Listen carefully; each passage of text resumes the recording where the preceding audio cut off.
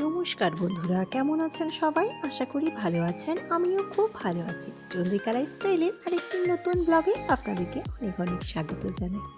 তো আজকে শালবনিতে একদম লাস্ট দিন থাকার। কালকে আমরা রওনা দেবো খড়গপুরের উদ্দেশ্যে। তো তার জন্য আমি টুকটুক করে জিনিসপত্র গোছানো শুরু করে দিয়েছি। আর যা অবস্থা, এখন ঘরের ঘর আর দেখানো যাবে না। তো কালকে রাতে বানিয়ে রেখেছিলাম দই বড়া, সকালে মা ছেলেকে আগে দিয়ে দিয়েছি। এখন হাজব্যান্ড অফিস যাবে, তাই ওর জন্য একটু দিয়ে দিচ্ছি।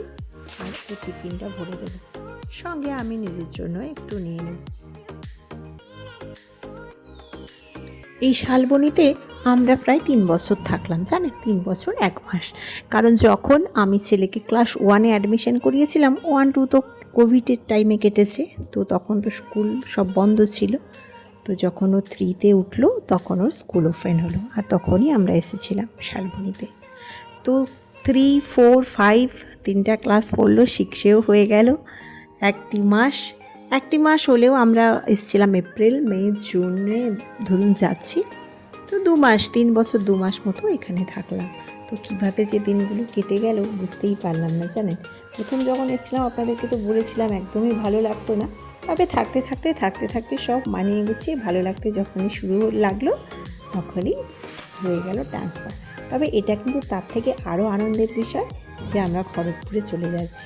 কারণ আমি তো আগেই আপনাদেরকে বলেছি, ওখানটায় মানে আমাদের সব কিছুই ওখানটায় বলতে গেলে। তো শালবনিতে থাকাকালীন আমি আপনাদের সঙ্গে অনেক কিছু ব্লগই শেয়ার করেছি। তো এবার থেকে আর শালবনির ব্লগ হয়তো শেয়ার করা হবে না। কালকের ব্লগটাই লাস্ট হবে শালবনি থেকে মানে ব্লগ বানানো। এরপর থেকে যত ব্লগ দেখবেন সব খড়গপুরের ব্লগ। তবে শালবনিতে যে একেবারেই আসবো না তেমন নয়, মাঝে মধ্যে কখনো এলে আপনাদের সঙ্গে অবশ্যই শেয়ার করব।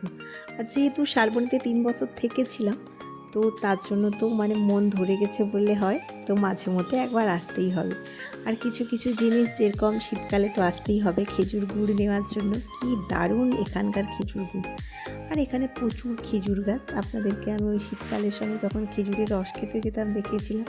তো তার জন্য কিছু কিছু সময়গুলো আমাদেরকে এখানে কিন্তু আসতেই হবে। আর যখনই আসবো আপনাদের কিন্তু আমি অবশ্যই সঙ্গে করে নিয়ে আসবো। চলুন, কথা বলতে বলতে মোটামুটি অনেকটা কাজ এখানে হয়ে গেল।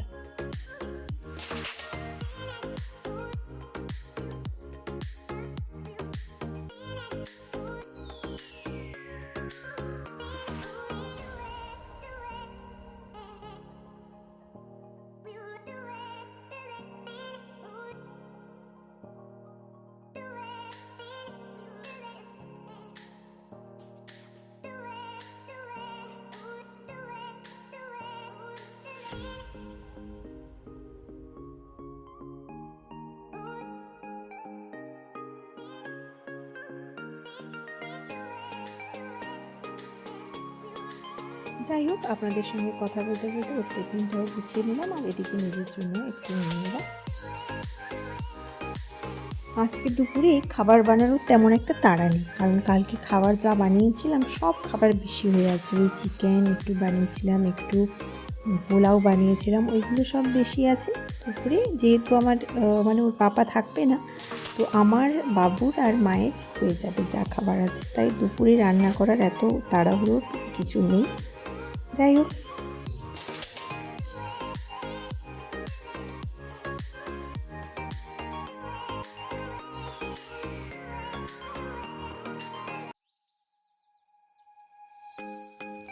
এখন ঘড়িতে বাজে বিকেল 5টা, আর আমরা এসেছি একটু ছাদে। জানেন তো বিকেলের টাইমটা ছেলেকে নিয়ে একটু ছাদে আসি।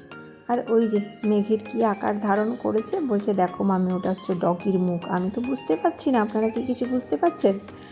বুঝতে পারলে অবশ্যই আমাকে কমেন্ট করে জানাবেন। এবারে রাতে রান্না বান্না সেরে ফেলেছি। এই যে বানিয়েছিলাম একটু ভেজ বিরিয়ানি, ছেলে খাবে বলেছিল। আর ওর পাপার শরীরটা একেবারে ভালো যাচ্ছে না, কটা দিন খুব পেট খারাপ, তার জন্য বলেছিল আমাকে একটু ভাতে জল ঢেলে দিও, তাই খাবো। তো ওর জন্য তাই বানিয়েছি, আর আমি আর মা খাবো একটু ভাত। তো সব কিছু বানানো শেষ করে নিয়েছি একদম। ওই যে ভাতটা একটু গরম করতে দিতে হবে। আর এইদিকে সব তরকারি হয়ে গেছে আমার মোটামুটি, আর ওকে দিয়ে দিয়েছি এই যে জল ঢালা ভাত। যাই হোক, চলুন আজকের ভিডিওটা তাহলে আমি এখানেই শেষ করছি। আপনারা ভালো থাকবেন, সুস্থ থাকবেন, সাবধানে থাকবেন। ব্লগটা কেমন লাগলো অবশ্যই আমাকে একটা কমেন্ট করে জানাবেন। ভালো লাগলে প্লিজ একটা লাইক করে দেবেন।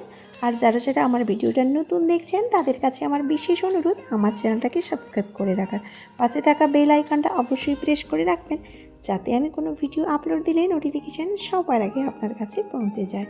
তো চলুন আরেকটি বার সবাই ভালো থাকবেন, সুস্থ থাকবেন, সাবধানে থাকবেন। আবার আপনাদের সঙ্গে খুব শিগগির দেখা হবে পরের একটা নতুন ব্লগে। তো চলুন আজকের মতো টাটা।